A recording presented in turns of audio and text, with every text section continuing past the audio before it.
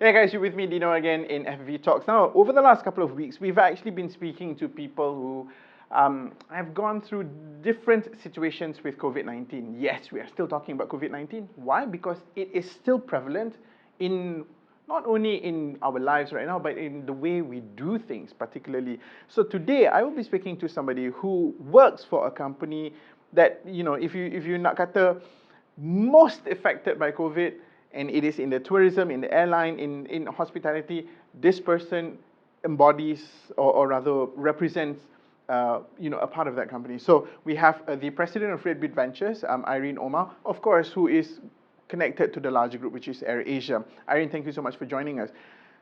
A legit question, how are you doing post-MCO? I'm doing okay, actually. I feel I am doing lots and lots. I'm doing a lot better than when I was before. So maybe because the MCO gave me the opportunity to rest, to relax, to rethink about what I have been doing in the past and where I can do better and where are the new areas I should be exploring. And I think it has been very good. Yeah. So let me get this right, and I'm going to be devil's advocate here. Whilst half the world, including me, is panicking over the MCO about, oh my God, what I should be doing. You saw it as an opportunity to actually stop, pause, relax, and reset. That's right. Right. And what gave you the confidence that this is the way you should be doing it and not, go nuts? Well, I think, firstly, it's really important to stay calm. And when you're calm, your thinking is even clearer. I mean, you have a better thought process, a better structure in terms of how you want to approach things and so forth. So I've always been a calm person for most of the time, basically, unless something that just goes berserk, and I will go berserk sometimes. But naturally, yes, being calm is very important. And I always believe there's always a solution to every problem. There's always, like us Muslim always believe, that for every disease there is a solution to it. There is an antidote to it, right? So as long as you believe in that, then I think everything else will just fall into place. You just need to stay calm and just let things come by and know how to handle it as when it comes to you. Which is a very good point. The only thing is, when you say when things go berserk, it's interesting that you probably see the COVID-19 as not berserk enough. It's something that you can still actually handle. But what about from the company's perspective? How is AirAsia, the journey for AirAsia through COVID-19? Certainly is very challenging time for us. It's something that we haven't seen before. It's something that nobody has ever actually expected, that it will come to this extent and so forth. But having said that, we realized that, okay, we need to act quickly in terms of how do we manage this situation. It's a situation beyond our control, but there are areas where we can manage it, we can mitigate it, we can make the best out of it. So it was really important for the first 2 weeks of that lockdown period for us to reassess our position, our operations. There are many areas where we had to improve. There were many areas where we think we can cut the cost better, where we may have grown fat and we may need to be leaner, and so forth. And the areas where we look at all the costs and figure out, okay, which one are the fixed costs, which one are the variable costs. So we thought that, okay, the variable cost part, we have tackled it in a very good way because we were very strict and cost discipline in the first place anyway. But when it comes to the fixed cost element, how do we manage this? There are areas where we probably need to renegotiate with our business partners. There were areas where maybe we need to stop doing certain things because it's not a priority anymore. The priority is to make sure that the company survives and so forth. So I think it's to get your priority right, to act swiftly, to quickly move and be agile and so forth. And we also were working on the non-airline digital businesses. Of course, yeah. And this was something that we have been working on for years or so, only just seriously about 2-3 years ago and so forth. So there was an opportunity for us to build that in a very fast way, basically, because we thought our roadmap would be like, okay, in 3 years we need to achieve this now it's just compressed to like, okay, in the next 2 weeks, we got to achieve this because the demand is there. We need to fulfill the demand of the basic necessity of the nation, whether it's on groceries, whether it's on food, whether it's on helping the SMEs to survive. We have that platform. We have all the assets, the network, the market presence, and so forth. So how do we leverage on that and turn it into something better and fulfill the need and the wants and the demand of the public? So you quickly pivoted. Yes. Quickly pivoted, and at the initial conversation that you had at the beginning of the MCO, where you started to relook at operations and re-strategize the way you said you did. Was the pivoting part of that conversation early on, or was that something that arose as the MCO got lengthened? I think it most likely, for the most part, it was probably arise when it lengthens, and we thought, okay, this can't go on forever, and there was that uncertainty on how long it can go on, right? And at the same time, we felt that we saw where the purchases and transactions are mostly focused on and so forth. So we decided that we need to build that aspect, and we need to do that quickly, and we need to help the others who are struggling during the MCOs as well, because at the end of the day, we are an airline that serves the community, right? And hence the reason why we have certain pricing of our seats, which is affordable to many. So we need to make sure that we continue to serve the community as well. And we're better at doing that than anyone else because of the access that we have on many areas, and how we can reach them in a speed and most reliable way. So when we talk about a company going through the pandemic, a crisis like this, if we were looking at it from AirAsia's perspective, the narrative could possibly be easier to digest because it's an airline, you have to relook at the strategies and all that. But AirAsia as a company, including RedBeat Ventures and all the other non-airline businesses, is a different bouquet altogether because you've got the other side of the business that is not related entirely or, secara langsungnya with the airline. So can you tell us the journey of how, upon pivoting, did you strategize the growth of the non-airline businesses? What did you push out first? How did you prioritize the decisions that you had to make in the business?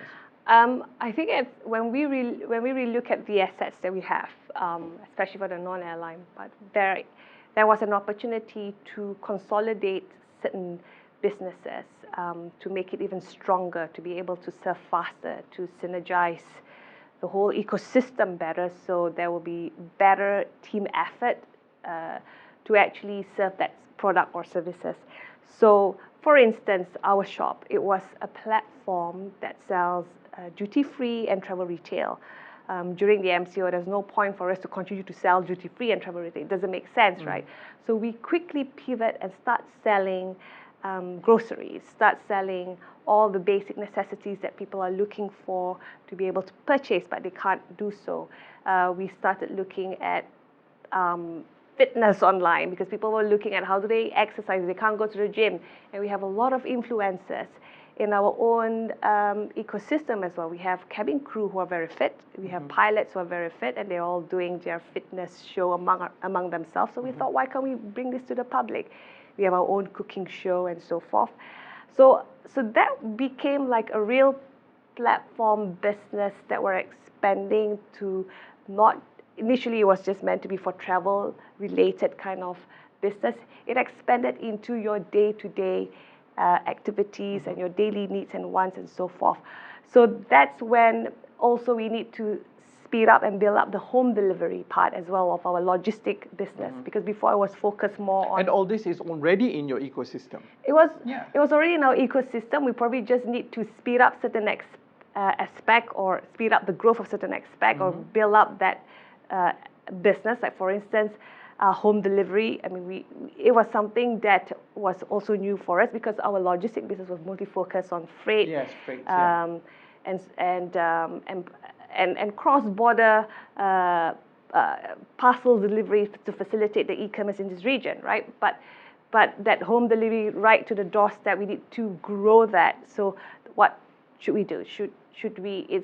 We should start hiring to help those who are looking for a job, but also we should start repurposing our own assets, right? So we had pilots, we have cabin crew, we have engineers, we have people from various departments who were repurposed to be doing this job, so that at least we can kickstart and build that faster and at the same time meet that demand. This is really interesting because basically where a lot of people are thinking of upskilling and reskilling themselves to meet the new demands of the workforce, you're actually reskilling companies. You are reskilling organizations to not look at what is their traditional offering, but to actually look at new things that they can do to fit this particular puzzle that we are in right now. Correct.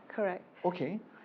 But is this something that you feel, okay, post MCO, we go back to the original model, or is this something that you feel there's potential to continue growth that way? I think there's the potential to continue to grow that way, because now we see that flying may not be the same as what it used to be before. I mean, not in the near future or so, but we have some really good people. And we have some really good assets. Our network, like what I mentioned before, our market presence, our brand, our reach, our followers, and so forth. So how do we use those assets and work it even more? But now focus to other areas that's more important for the country to survive, or for the region and the economy to survive. Right. So not only are you looking at re-strategizing how business is being done, but also you're coming up with campaigns. You had your Save Our Shop campaign. Yes. So it's not only to reach out to the people, but also it's from a business perspective, it is also facilitating a wider acceptance, a wider reach for your business itself. Yes. Correct. And now you're into farming, from airplanes to the farm. Tell us. Again, it's all about the assets that we have and how do we work that better? How do we milk it out better, right? And it's not necessarily meant to be just for travel and so forth. How did you come to the realization that this is something that you guys can do? I think, again, the people that we have, the facilities that we have, the network that we have, all that, these are all ingredients. Before we were making those ingredients into one particular product, right? Now all those ingredients can be used into creating a different product. So I think during that MCO period, and everybody was talking about the SMEs, and we saw how the SMEs were struggling. And for us, as even as an airline, SME was a key part to our whole ecosystem and so forth. Business travel and stuff like that, amongst others. Not only that, also even our suppliers, we still encourage the SMEs to grow with us. So that has always been our philosophy. And then when we saw how SMEs were struggling, but at the same time we have this platform called Our Shop. So that's where we actually did the Save Our Shop campaign, where what we did was we call out all those SMEs who are struggling, like, have no fear. There's a platform here which we can use, and we can't use it for something else anyway. So why not you come and be with us? Let us help each other. Let us grow together. So within that 1 week, I think there were over almost 1,000 SMEs that registered for it. And I think now they have more than 4,000 SMEs registering for our shop. But they have to go through the process in terms of like what kind of products and so forth, and how to put in our platform and how it fits into the whole scheme of things. So now we have over about 2,000 SMEs already on that platform. So that it started from that. And then when we were talking to the SMEs, we found that they lack a certain technical abilities. Okay.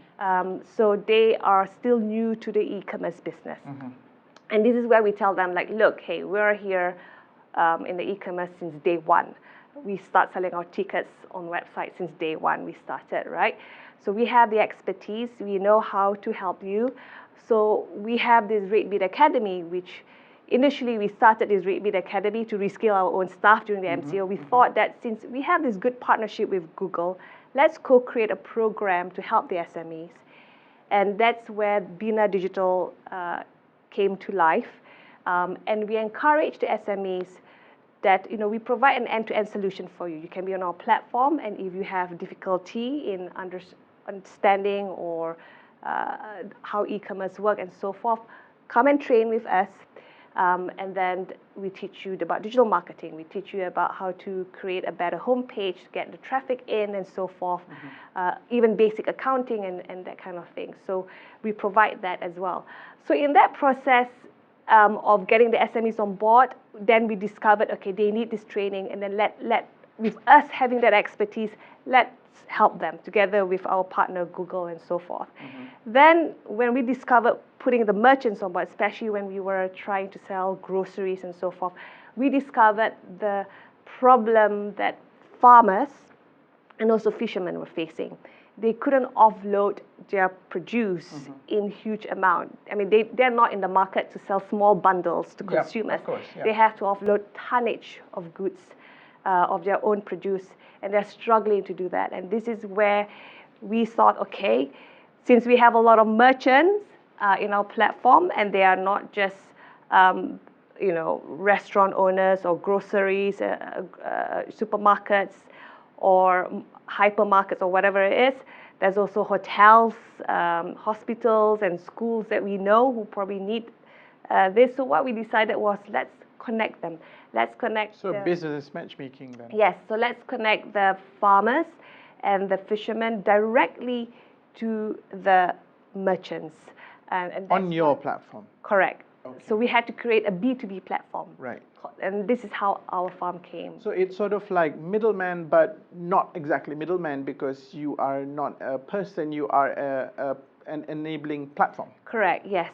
And I think this gives the opportunity for the farmers and the fishermen to earn more of their income, basically, right? Because you see there's a lot of middleman involvement unnecessarily, right? So unfortunately, their take-home income is a small percentage in comparison to what the goods are being sold at in the market. So this is an opportunity for us to liberate them, to be able to give them more of their income when we connect them directly to the merchants. But what are the pitfalls? I mean, let's be clear here. When you're talking about an online platform, it's about visibility. It's about ensuring that what you have it's available, but it will reach out to the people who are supposed to be consuming it. Yes. And you are fighting for, the top online space. So for people who are, they run big businesses, probably easier because they have the volume to push their numbers up. What about the smaller guys? How do you help them on your platform? How do we help the smaller guys in terms of visibility? Because we're in an online space, it's about who appears at the top. Yeah, so this is what you see. If you look at our shop, if you look at our farm, and even if you look at Santan, we were doing a Makcik Kia campaign for Santan during the Ramadan as well. So we put a story of the SMEs, the micro entrepreneurs as well. You would see a story about how they produce their goods, why are they producing certain goods, what is their product, it's about their life. So it's about bringing them out as well and promoting them and creating a brand for them. So that's important.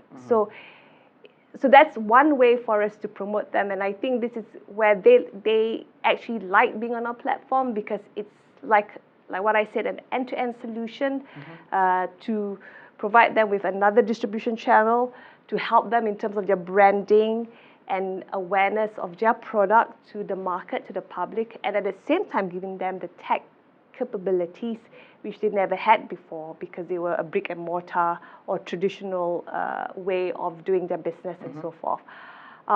So yes, and they can leverage on our unit costs, because of the fact that the scale, they can also enjoy the traffic that we can bring in as well. Can I just say that thank God for Santan. I'm one of those weird people that love airline food. So to actually be able to have it on ground, especially during MCO, that was a blessing. Let's talk a little bit about the synergy. How do you create the synergy amongst the various businesses that you have? So if I'm thinking about the individual user journey and I'm interested to actually be part of our shop, do I also have access to, facilities like BigPay? Yes. How do you get the companies Now I'm seeking inspiration from you. If I have multiple sections within my business, how do I get them to come together for that gold offering? Well, I think you're speaking to the right person because all of them report to me. Brilliant, brilliant. So, which falls under RedBeat Ventures. It falls under RedBeat Ventures. And Tony has been a real great help in making them all come together and work together and so forth. Not with a whip, I hope. No, not at all. And I think everybody naturally comes together in this kind of situation, and we need to help each other grow. We need to help each other grow their business and provide that offering. So naturally, a good example would be our farm CEO, Lalita, when she goes and meet her merchants or the producers and so forth, then she will also cross-sell. Hey, if you don't understand how to work on a platform, or you need some help in terms of digital marketing, that's our RedBeat Academy. If you need help in terms of some micro lending and so forth, this is something that BigPay will be able to offer in the future. And so forth. And if you want some stickiness in your product, look, we have Big Life who provide the loyalty points to be able to do so. And if you want to have a more smaller bundling of your product, you go to our shop, which will be able to sell all those things through our food or our mart and that kind of thing, basically. So there's a lot of cross-selling that's being done by the relevant companies whenever they go out and do their business and so forth. So I think it just comes naturally because the ecosystem is there, and this is, if we don't take advantage of it, then we're being stupid, we're being very silly, we're being arrogant and egoistic and so forth.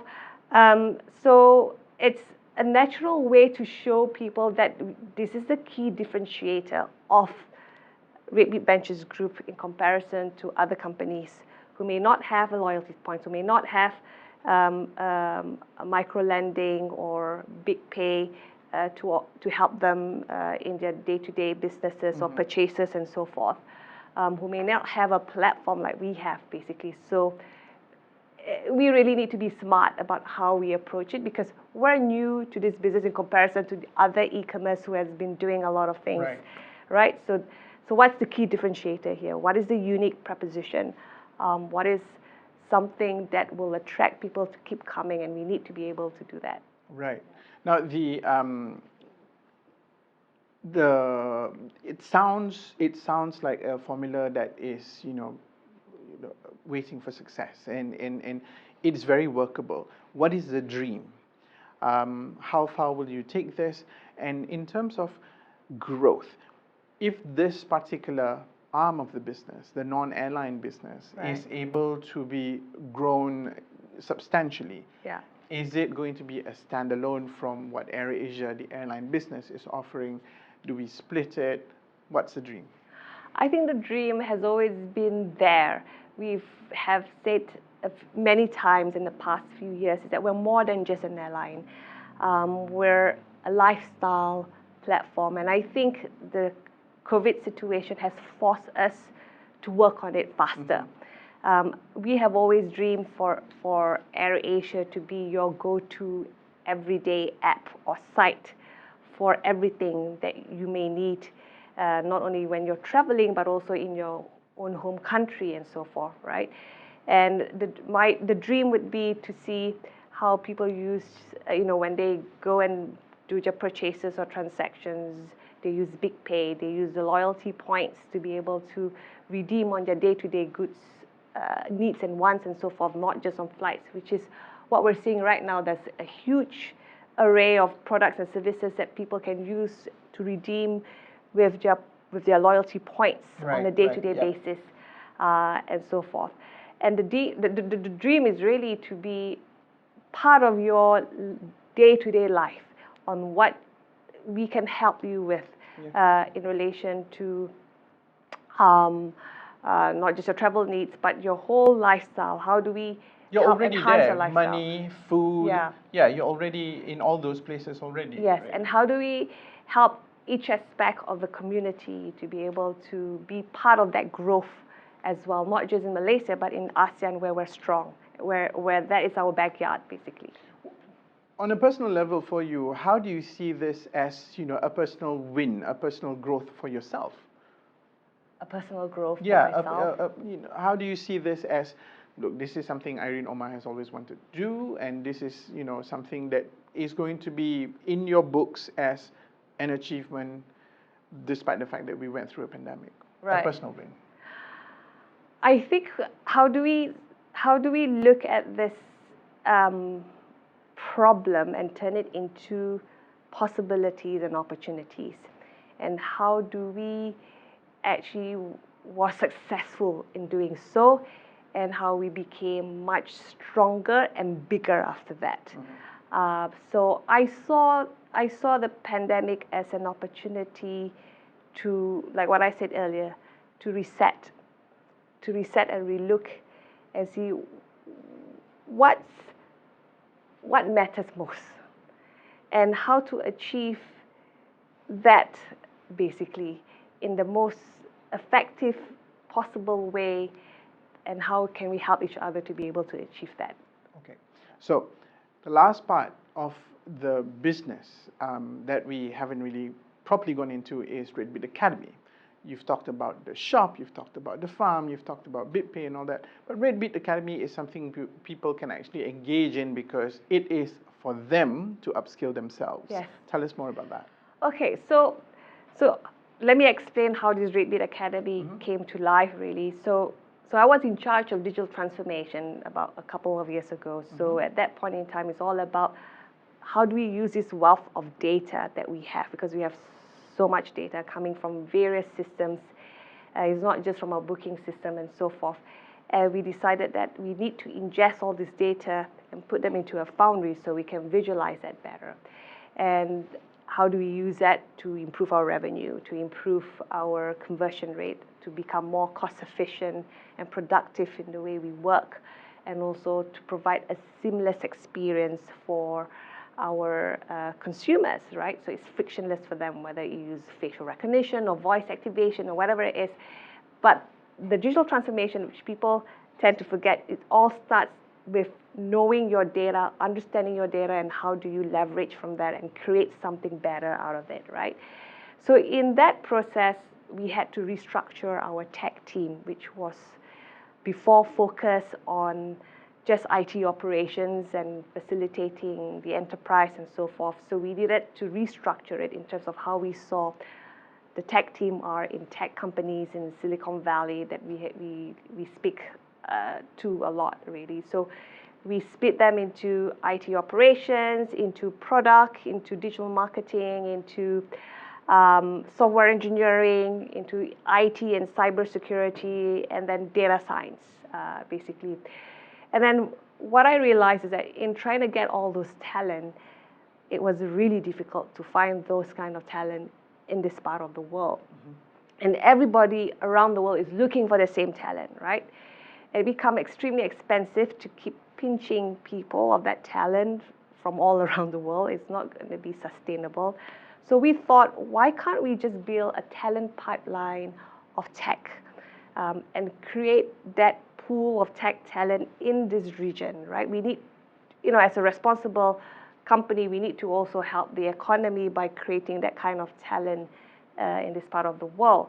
And we saw how we did that with our Aviation Academy, where we created a talent pipeline for pilots. So we will always not have any shortages of pilots, even though the world was facing pilot shortages, because we have a pool of cadet pilots and that's going to training and so forth. So it's just nicely comes into the system to become first officers, captain, management pilots, and so forth, basically. And they have a career path for it. So why don't we adopt that approach for tech? And hence, we also decided that we have this strong partnership with Google to help us with our digital transformation and so forth. And they were co-developing things with us on AI and machine learning related work. And I asked them, can you help me build firstly, the current tech team that I have, how do I know they're world-class?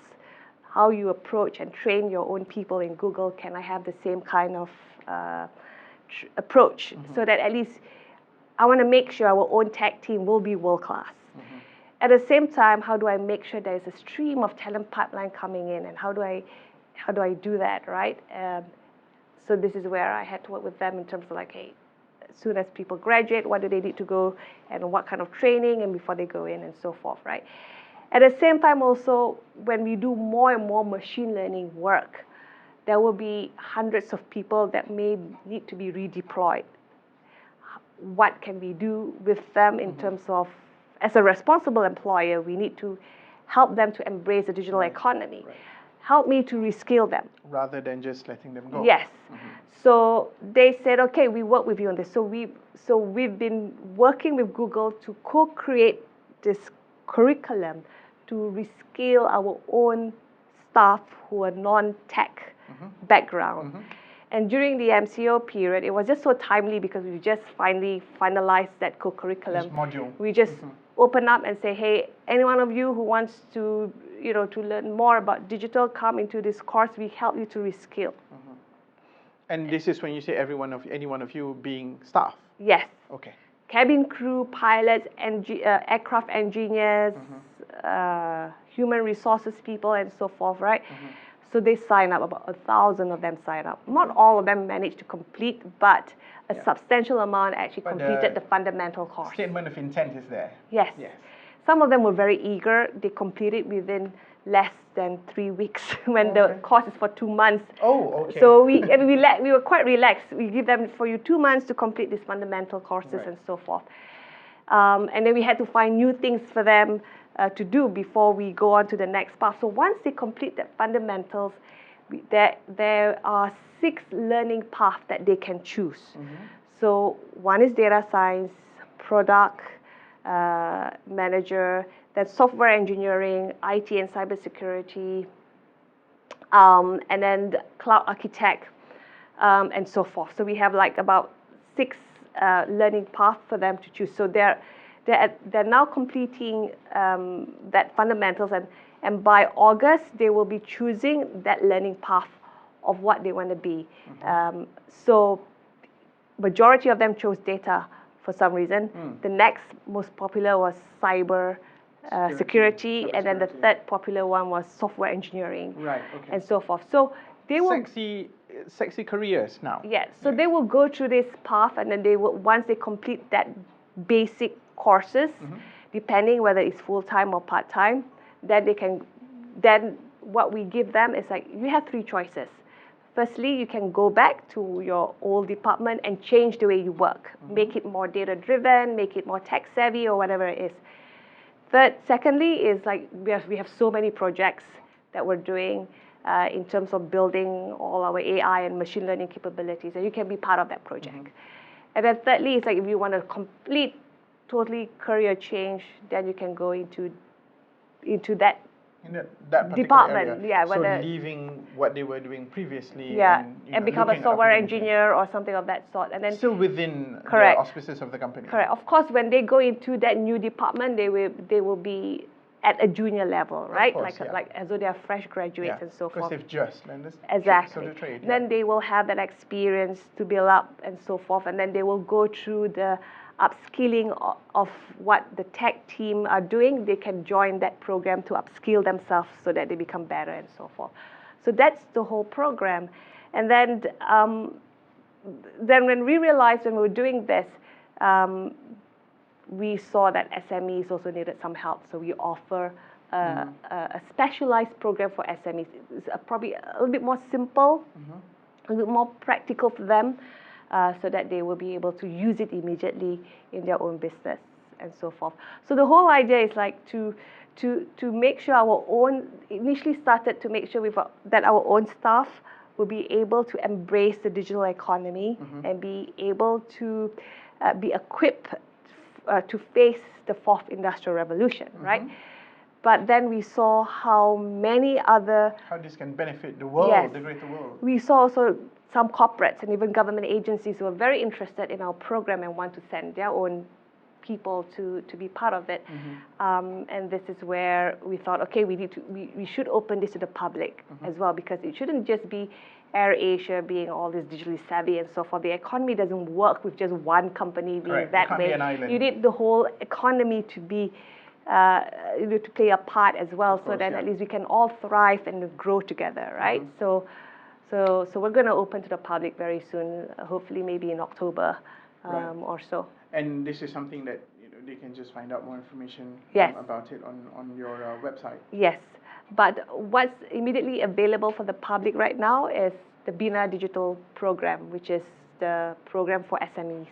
Right, I see. Okay, so Irene, thank you so much for that.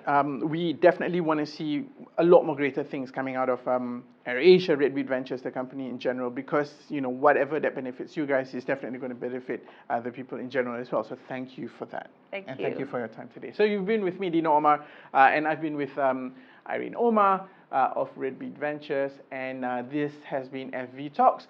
We've just spoken about things that now they can also be part of, which is really amazing. So, get on board and upskill yourself and see what good things you can achieve for yourself. We will see you again on another episode of FVTALKS. Bye-bye.